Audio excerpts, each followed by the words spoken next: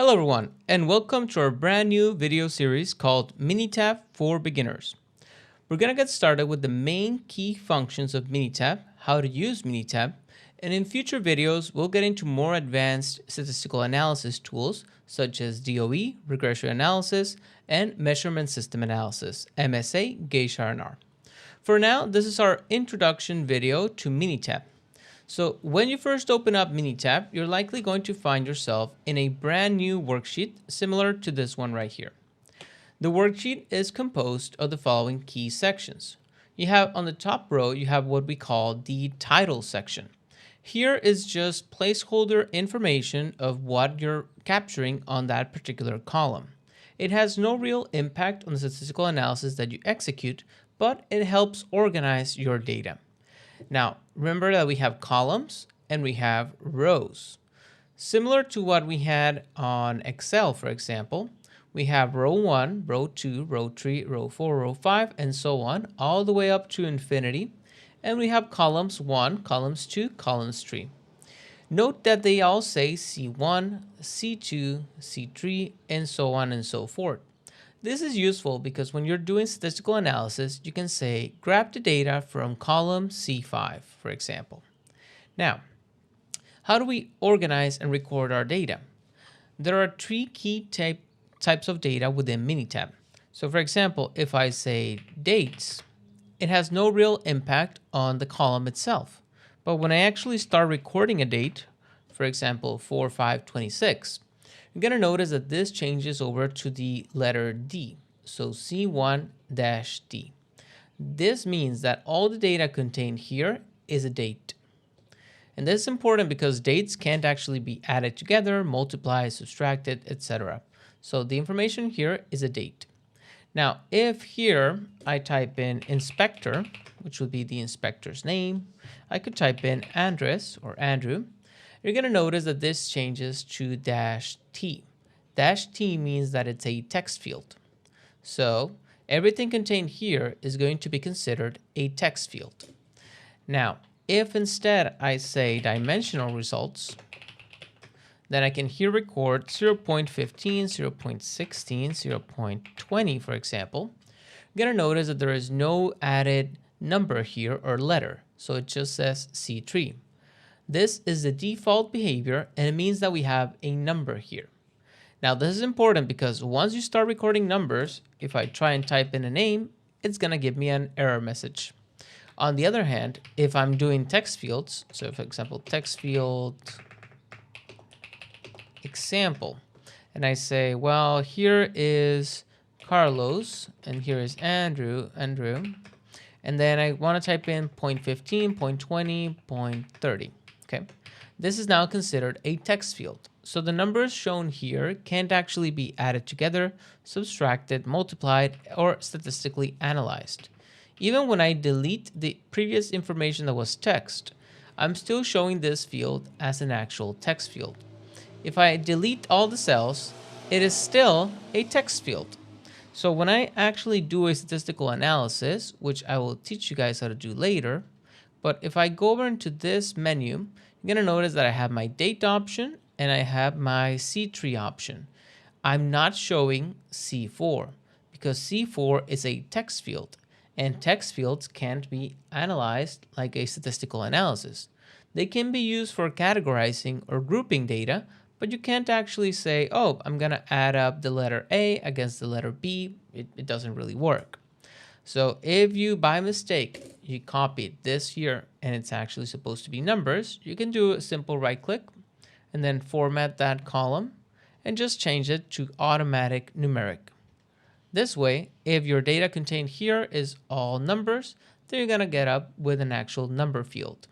Now, if instead I had originally done, and I'm going to do this again, Andres, Carla, Luis, right? And then I type in the numbers 0.15, 0.20, and 0.30. This is text, and I'm trying to convert this over to automatic numeric. I'm going to lose the text fields. The text fields are going to be eliminated. Okay, now I'm going to get this little asterisk. This asterisk means that I have excess data fields. So for example, if I moved here and I typed in 0.50, I would show asterisk all the way here.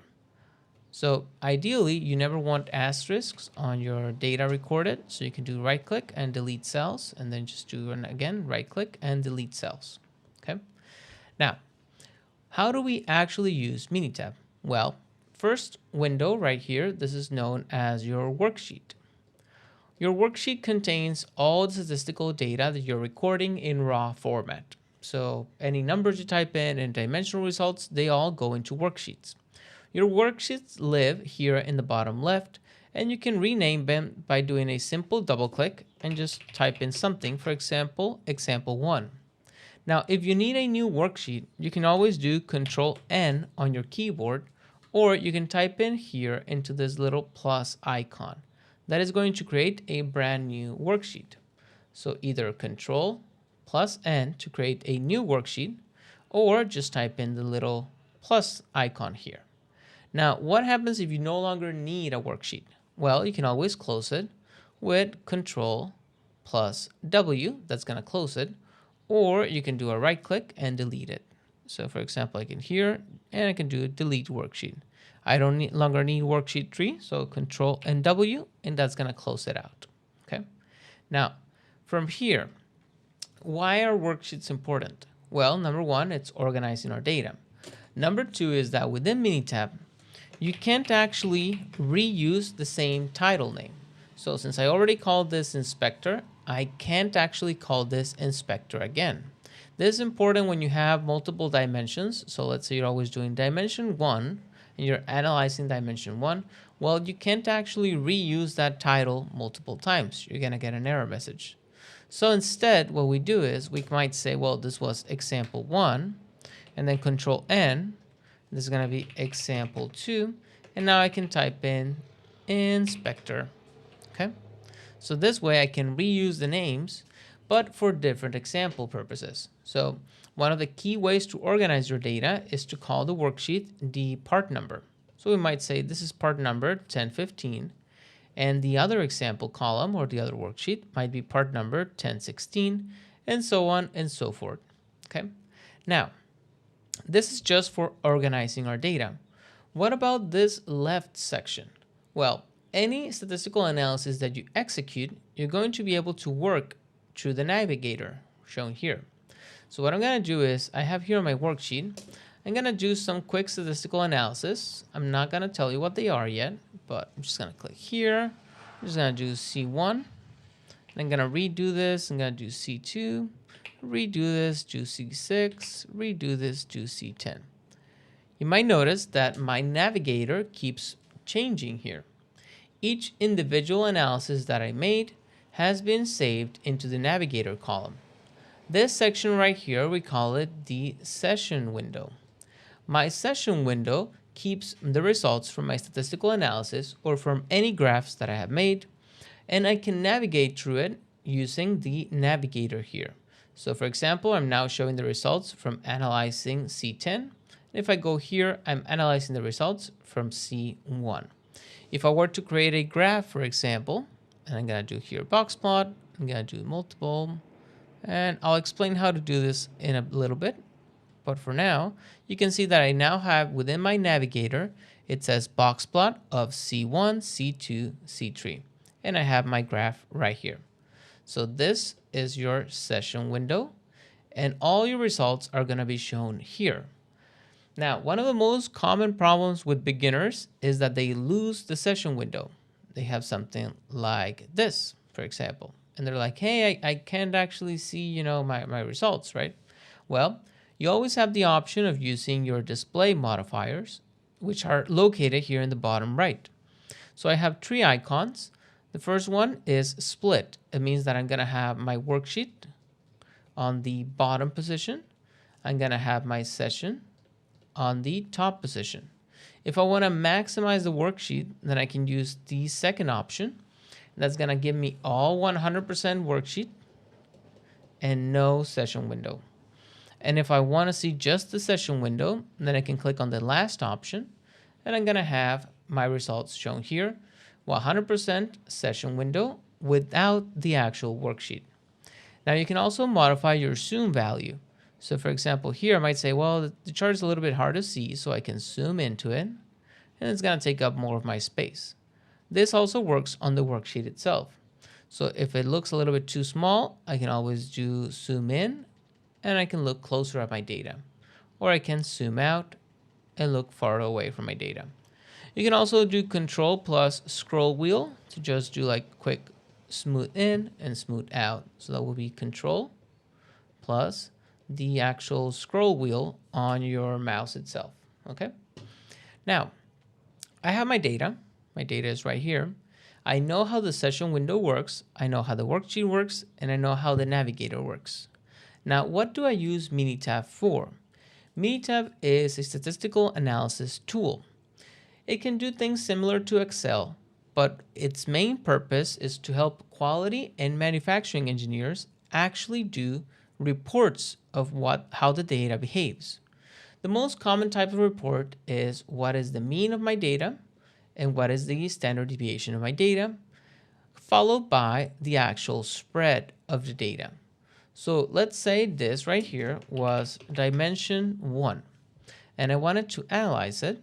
Well, the key tool is stat, basic, and display descriptive statistics. Now you might see that I have a lot of submenus here.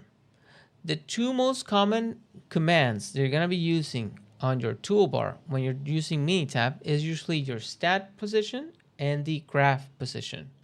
Stat for any statistical data analysis that involves mean, standard deviation, regression analysis, DOEs, ANOVAs, control charts, gauge R&Rs, predictive analysis, etc.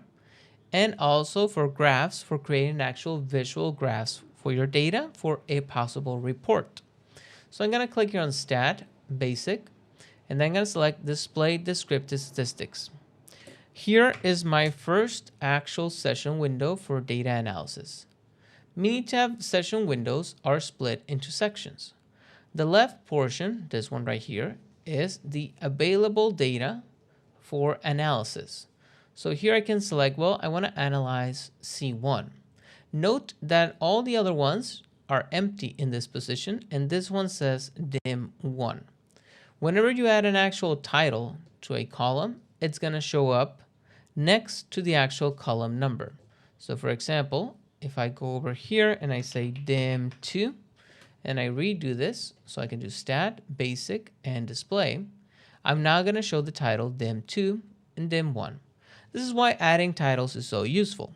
It won't impact your actual data contained there. So if I were to call this text, it's not going to change this into a text field. It doesn't really matter. It's just a title for me to identify it when I want to run my data analysis.